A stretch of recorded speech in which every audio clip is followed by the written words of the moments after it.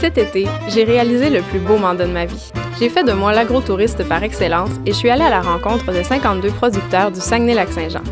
Je suis photographe, mais aussi curieuse, passionnée par l'humain et le territoire.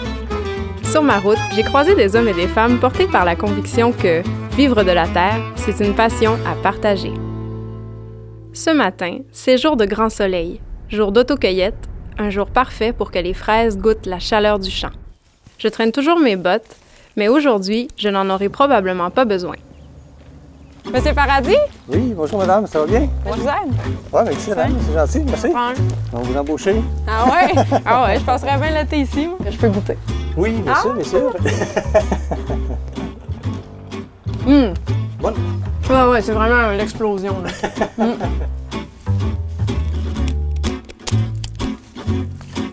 Regarde, viens ici, viens ici. Donc, tu vois, ces rangs-là, ça avait l'air bon ce matin. Oui. C'est là ici. La deuxième? Le drapeau, exactement. Parfait.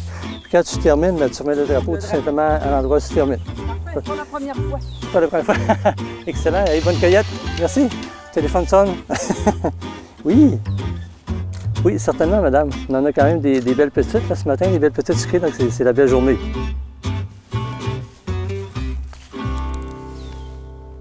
Le défi d'un cueilleur de fraises, là, c'est un petit peu comme un plongeur.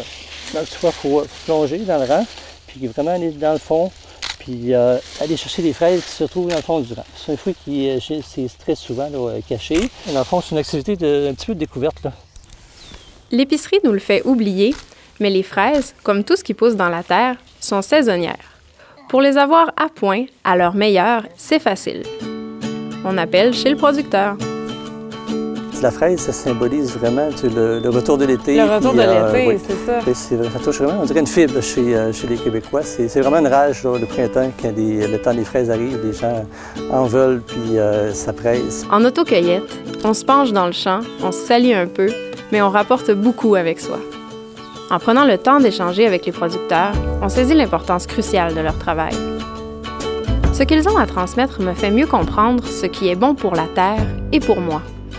C'est comme si ma propre relation à la terre était plus grande, plus réelle.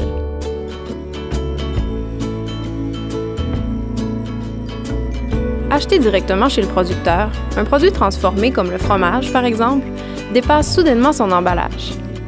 Il devient une série de gestes accomplis par des semblables sur une parcelle de terre qu'on goûte désormais. Ce qui me passionne là-dedans, c'est le bout en bout. Ouais. C'est de partir du sol qui nourrit la plante, qui nourrit la vache me donne du bon lait, puis moi je le transforme avec des ingrédients minimum pour faire un produit de super bonne qualité. Puis qu'est-ce que ça fait de recevoir les gens comme ça? Je pense que les gens voient nos installations, les vaches sont en liberté. Je pense que ça rapproche l'idée qu'on se fait de l'agriculture. C'est pas juste une petite boîte dans une tablette, un pot de yogourt dans une tablette. C'est qu'on travaille de nos mains physiquement, on récolte les champs. C'est certain que ça rapproche de l'agriculture, oui, j'en suis persuadée.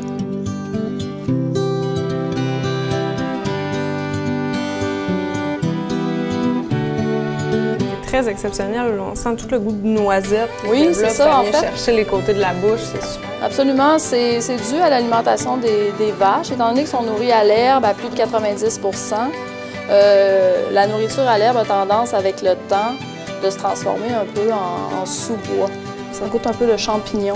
Oui. C'est ce qu'on retrouve dans un fromage vieilli. En tout cas, pour ma part, pour moi, là, quand tu as goûté à ça, tu n'as comme plus envie de revenir à ça. Tu veux aller chercher la force de ça. C'est là que vous gardez tout ça. Je peux-tu voir? Oui. Non, oui, je peux venir, hein, ouais? Mais ça, les clients font pas ça. Non, mais là, moi, je suis spéciale. Non.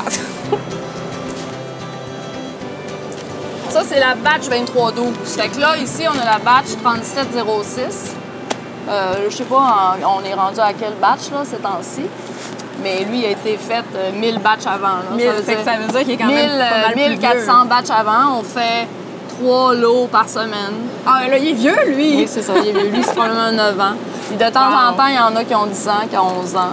Okay. Ça, c'est votre réserve spéciale. Non, mais de temps en temps, on les trouve, puis après ça, on les sort. On les vend en exclusivité ici à la fromagerie. Okay. Ce que j'aime de mon travail, c'est bien sûr de créer de belles images, mais plus encore, c'est de vivre des rencontres humaines profondes et privilégiées. Quand on les écoute vraiment, les gens nous touchent, ils nous surprennent. Pour moi, c'est clair. Découvrir le travail, les gestes et les paroles de Nelson, André, Annie et tant d'autres producteurs a transformé mon regard. Mais pas besoin d'être photographe pour ça. Suffit juste d'aller à la ferme.